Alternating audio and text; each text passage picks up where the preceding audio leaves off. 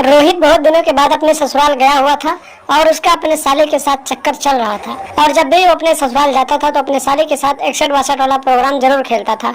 एक दिन की बात है, रोहित अपने ससुराल गया हुआ था और अपने साले को समझकर अपने सास के चारपाई पे चला जाता है और फिर अपने सास के साथ 61-62 वाला प्रोग्राम चालू कर देता है। उसके बाद एक ऐसा कांड होता है दोस्तों, जिसे जानने के बाद आप लोग के होश उड़ जाएंगे। नमस्कार दोस्तों, एसएन क्राइम अफेयर चैनल में आप सभी प्यारे दर्शकों का स्वागत है। दोस्तों, एसएन क्राइम अफेयर चैनल को आप सभी लोग सब्सक्राइब कीजिए, वीडियो को लाइक कीजिए और वीडियो को ढेर सारा शेयर भी कीजिए। दोस्तों, चढ़ती जवानी और हवस की ये कहानी गुजरात से सामने है, जहाँ पर एक रोहित नाम का लड़का रहता था और उसकी शादी के हुए लगभग 4 साल हो गए थे। उसके पास एक बेटा भी था और वो अक्सर अपने ससुराल आ जाया करता था। उसकी एक साली थी जिसका नाम राधिका था। राधिका से भी उसका टाका भिड़ा हुआ था और जब भी अपने ससुराल जाता था तो अपनी साली के साथ 61-62 वाला प्रोग्राम खेलता था, उसके साथ संबंध जरूर बनाता था।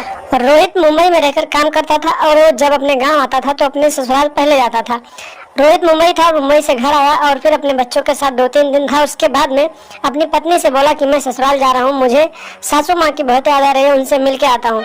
इसी बहाने से अपने ससुराल गया और फिर लगभग 5 दिनों तक अपने ससुराल रहा और 5 दिनों के अंदर अपनी साली के साथ रोज 61-62 वाला प्रोग्राम खेलता था।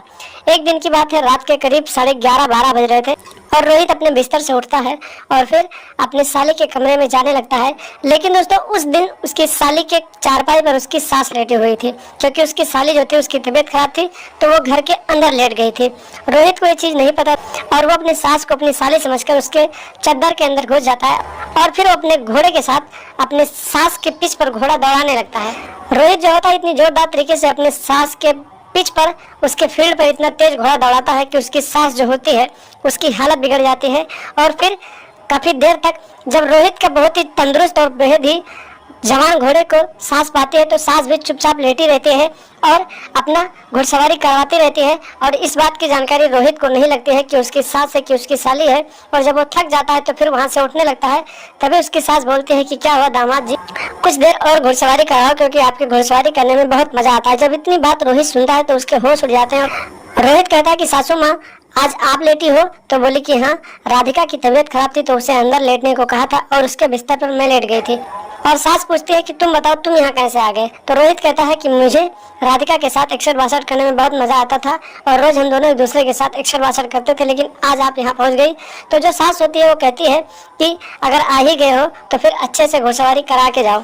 और रोहित जो होता है अपनी सास की गठीले बदन को देखकर मोहित हो जाता है और फिर दोबारा उसके साथ घुड़सवारी करने लगता है और उसके मैदान में इतनी तेज अपने घोड़े को दौड़ाता है कि उसकी जो सांस होती है उसकी एकदम से हालत बिगड़ जाती है, उसकी हालत एकदम पंचर हो जाती है। और जब उसकी सांस थक जाती है तो फिर रोहित वहां पर छोड़कर उसको चला जाता है। इसी तरीके से रोज रात को जब राधिका को पाता है तो राधिका के साथ 61-62 करता है और अपनी सास को पाता है तो अपने सास को भी घुड़सवारी करवाता है। रोहित जब अपनी साली को 61-62 करवा लेता है तो फिर चुपके से अपने सास के कमरे में चला जाता है और उसका भी गेम बजाता है। रोज रात को रोहित अपने सास और अपने साली दोनों का गेम बजाता है। लेकिन एक दिन की बात है, वो अपनी सास का गेम बजा रहा था, तभी अचानक उसकी साली उस कमरे में पहुंच जाती है और फिर अपने जीजा को उसकी माँ के साथ 61-62 करते हुए देख लेती है और फिर बहुत ही गुस्से से लाल ताल हो जाती है और फिर अपने जीजा को उल्टी सीधी बातें सुनाने लगती है। अपनी माँ को भी सुनाती है और कहती है कि इस उम्र में तुम्हें शर्म नहीं आती है।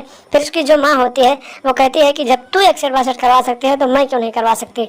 इसी बात में माँ और बेटी दोनों में झगड़ा हो जाता है और फिर देखते ही देखते जीजा और साली मिलकर सास को मौत के घाट उतार देते हैं। और फिर आधी रात को ही वहां से जीजा अपने घर चला जाता है और अपने घर से जाकर सामान लेता है और फिर अपने बीवी बच्चों को लेकर मुंबई चला जाता है। जब सुबह होती है दोस्तों, लोगों को पता चलता है तो वहाँ पर आसपास के लोग इकट्ठे हो जाते हैं और फिर राधिका से पूछने लगते हैं कि आखिर इन्हें क्या हुआ। तो वो कहती है कि पता नहीं, रात को इनको काफी तेज बुखार था और उसके बाद इनकी मौत हो गई। इतनी बात गांव वाले सुनते हैं तो फिर कहते हैं ठीक है। उसके बाद उसका अंतिम संस्कार करने के बारे में सोचने लगते हैं। लेकिन इसी बीच कोई पुलिस को फोन कर देता है। पुलिस मौके पर पहुंच जाती है। पुलिस लाश को कब्जे में लेती है और पोस्टमार्टम के लिए भेज देती है और छानबीन करने लगती है। तो फिर वो सबसे पहले राधिका को हिरासत में लेती है और थाने ले जाकर पूछताछ करती है। पहले तो राधिका कुछ नहीं बताती है, लेकिन जब पुलिस सख्ती से पूछताछ करती है तो राधिका बता देती है कि मेरा और मेरे जीजा के साथ अवैध संबंध था और वो मेरी माँ के साथ भी अवैध संबंध बनाता था और एक दिन ये दोनों संबंध बना रहे थे। रात को ये दोनों संबंध बना रहे थे और मैं वहाँ पहुँच गई तो फिर मेरा और मेरे जीजा से कुछ ज़्यादा ही प्यार है तो हम दोनों ने मिलकर इसको जान से मार डाला। इतनी बात जब पुलिस सुनती है तो फिर पुलिस राधिका को हथकड़ी लगाती है और कोर्ट में पेश करके जेल भेज देती है और फिर रोहित की तलाश करने लगती है। लगभग 15 दिनों बाद पुलिस मुंबई पहुँच जाती है और मुंबई रोहित को हिरासत में लेती है और उसे भी जेल भेज देती है। तो दोस्तों सावधान रहें, सतर्क रहें। ऐसी आपराधिक मानसिकता रखने वाले आपके यार दोस्त भी होंगे, आपके आसपास रहने वाले भी होंगे, उनसे दूरी बनाकर रखें और अपने दिमाग में ऐसी मानसिकता ना लाएं जिस मानसिकता से रिश्ते तार-तार हो रहे हैं। तो सावधान रहें, सतर्क रहें, अपना और अपनों का ख्याल रखें और लगातार हमारे साथ बने रहें। हमारे चैनल को सब्सक्राइब कर लें और हमेशा देखते रहें ASN क्राइम अफेयर।